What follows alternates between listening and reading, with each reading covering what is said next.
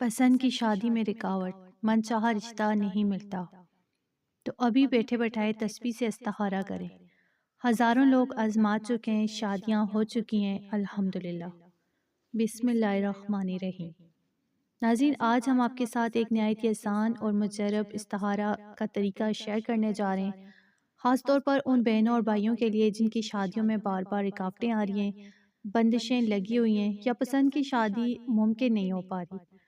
بعض اوقات انسان بہت کوشش کرتے ہیں لیکن ہر رشتہ یا تو ٹوٹ جاتا ہے یا بات آگے نہیں بڑھتی، تو دل پریشان رہتے کہ آخر مسئلہ کہاں ہے۔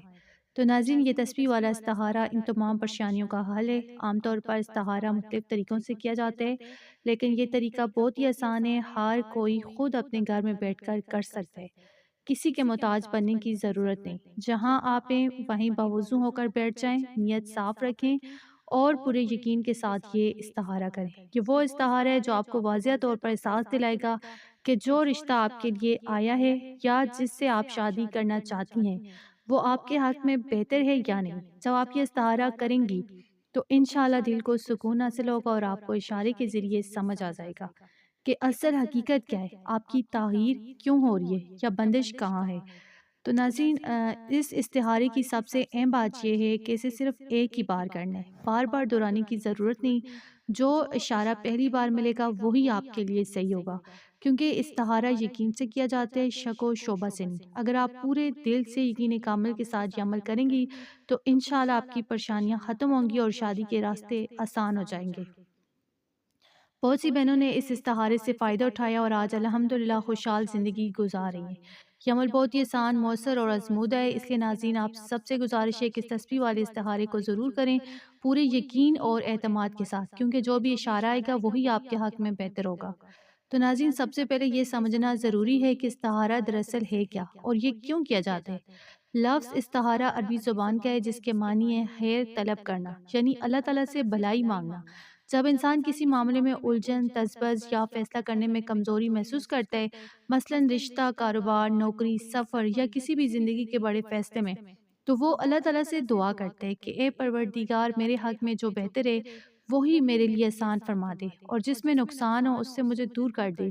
یہی اصل میں استخارہ ہے۔ تو ناظرین، ہم اکثر اپنی ظاہری عقل، رائے یا جذبات کے تحت فیصلے کر لیتے ہیں، لیکن ہمیں نہیں پتہ ہوتا کہ اس میں انجام کیا ہوگا۔ تو استخارہ انسان کو اللہ کے حکم پر بھروسہ کرنا سکھاتا ہے اور دل کو ایک سکون عطا کرتے ہیں، کیونکہ اس کے بعد انسان سمجھ پاتا ہے کہ جو فیصلہ سامنے آئے گا وہ رب کی مرضی کے مطابق ہے۔ تو استخارے کا مقصد صرف یہ نہیں ہوتا کہ خواب میں کوئی رنگ یا اشارہ نظر آئے، بلکہ اصل مقصد یہ ہوتا ہے کہ اللہ تعالیٰ آپ کے دل میں وہ بات ڈال دے جو آپ کے حق میں بہتر ہو۔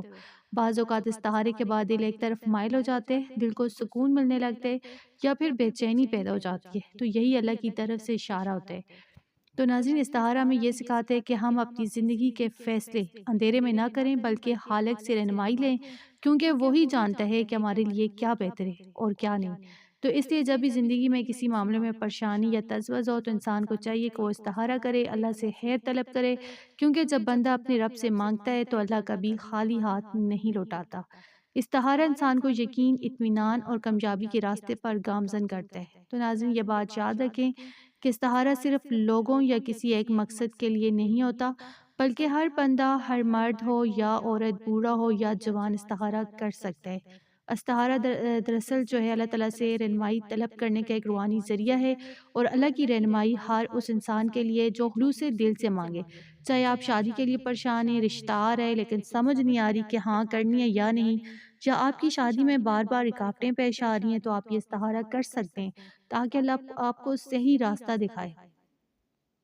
اسی طرح اگر آپ کوئی نیا کاروبار یا نیا کام شروع کرنے والے ہیں یا کوئی نیا معاہدہ، سرمایہ کاری یا نوکری کا فیصلہ کریں تو اس سے پہلے استخارہ کرنا بہت فائدہ مند ہے، کیونکہ بعض اوقات ظاہری طور پر کوئی موقع بہت اچھا لگتا ہے مگر انجام میں نقصان ہوتا ہے، اور کبھی بظاہر معمولی سے فیصلہ ہوتا ہے مگر اس میں بھلائی چھپی ہوتی ہے۔ تو ناظرین، استخارہ صرف مشکلات کے لیے وقت ہی نہیں بلکہ ہر اہم فیصلے سے پہلے بھی کرنا چاہیے، تاکہ اللہ کی برکت اور رہنمائی شامل حال رہے۔ اگر آپ کے کام بار بار رک جاتے ہیں، کوشش کے باوجود کامیابی نہیں ملتی یا کسی راستے پر چل کر دل مطمئن نہیں ہوتا، تو سمجھ لیں کہ آپ استخارے کا وقت آ گیا۔ یہ عمل آپ کو بتائے گا کہ کس راستے پر چلنا بہتر ہے، کہاں آپ کے لیے خیر ہے اور کہاں آپ کے لیے نقصان ہے۔ استخارہ سے انسان کا یقین مضبوط ہوتے، دل مطمئن رہتے اور فیصلے میں برکت آتی ہے۔ تو اس لیے ناظرین، زندگی کے کسی بھی موڑ پر کسی بھی اہم قدم سے پہلے استخارہ ضرور کریں، کیونکہ جب آپ اللہ سے رہنمائی مانگتے ہیں تو وہ ہمیشہ آپ کے لیے بہترین فیصلہ کرتے ہیں۔ تو ناظرین، اب میں آپ کو تسبیح سے استخارہ کرنے کا مکمل اور آسان طریقہ بتانے جا رہی ہوں، لیکن سب سے پہلے گزارش ہے کہ ویڈیو کو پورا دھیان سے دیکھیں اور سنیں، کیونکہ یہ عمل بہت نازک اور بابرکت ہے۔ بعد میں اگر آپ نے یہ کہا کہ ہمیں سمجھ نہیں آئی تو یہ آپ کی اپنی کوتاہی ہوگی، تو اس لیے توجہ کے ساتھ ہر مرحلے کو سمجھیں۔ تو سب سے پہلے ناظرین، آپ نے باوضو ہونا ہے، یعنی وضو کر کے پاک صاف حالت میں بیٹھنا ہے۔ پھر تسبیح اپنے ہاتھ میں پکڑ لیں اور دل میں نیت کریں کہ آپ کس مقصد کے لیے استخارہ کریں، چاہے رشتہ ہو، شادی کا معاملہ ہو، نیا کاروبار شروع کرنا ہو یا کوئی بھی اہم فیصلہ۔ تو آپ درود شریف پڑھیں 11 مرتبہ، مثلاً اللہم صلی علی محمد وعلی آل محمد، اور درود شریف پڑھ کر تسبیح پر ہلکی سی پھونک ماریں۔ اس کے بعد آپ نے 21 مرتبہ سورہ اخلاص یعنی قل هو اللہ احد یہ پوری سورت پڑھنی ہے۔ جب 21 مرتبہ مکمل ہو جائے تو پھر سے تسبیح پر پھونک ماریں تاکہ اس کے دانوں میں برکت اور نور شامل ہو جائے۔ اب ناظرین، اس تسبیح کو اپنے سامنے رکھیں اور کسی بھی جگہ سے ایک دانہ اٹھائیں۔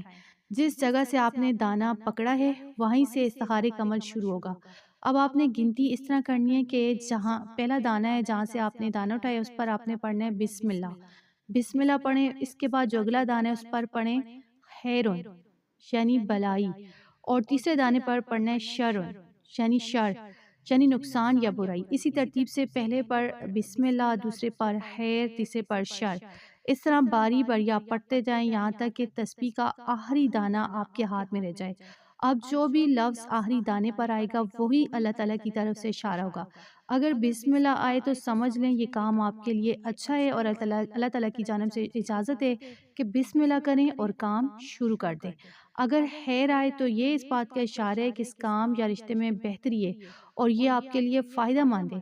لیکن اگر شر آئے تو یہ واضح نشانی ہے کہ اس کام سے رک جائیں، کیونکہ اس میں نقصان ہے اور یہ آپ کے حق میں بہتر نہیں۔ تو ناظرین، یاد رکھیں یہ استخارہ صرف ایک بار کرنا ہے۔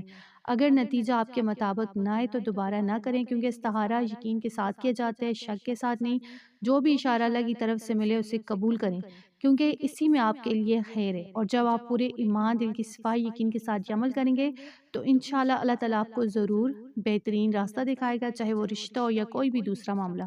تو مجھے امید ہے ناظرین آپ کو ویڈیو اچھی لگی ہوگی۔ اگر واقعی یہ ویڈیو آپ کے لیے مددگار اور معلوماتی ثابت ہوئی ہے تو اسے لائک ضرور کریں، دوسروں کے ساتھ بھی شیئر کریں تاکہ وہ بھی اس سے فائدہ اٹھا سکیں، اور ہمارے چینل کو ضرور سبسکرائب کریں تاکہ آئندہ آنے والی مزید روحانی اور مفید ویڈیوز آپ تک بر وقت پہنچتی رہیں۔ جزاک اللہ۔